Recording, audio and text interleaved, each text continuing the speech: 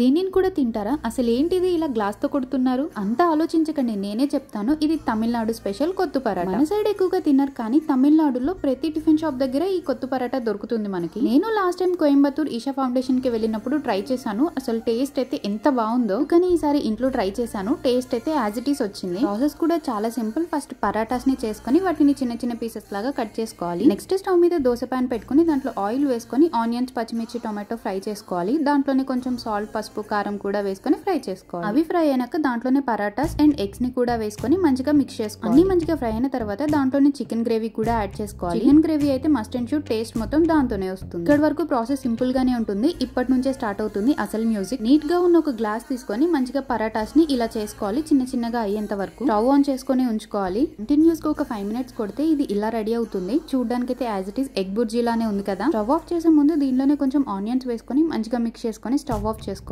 వేడిగా సర్వ్ చేసుకొని పైన కొంచెం నిమ్మకాయ పిండుకొని తింటే టేస్ట్ అయితే అద్దిరిపోతుంది. మనం తెలంగాణలో ఉండి కూడా తమిళనాడు స్పెషల్ కొత్తు పరాటాని ఎంజాయ్ చేయొచ్చు.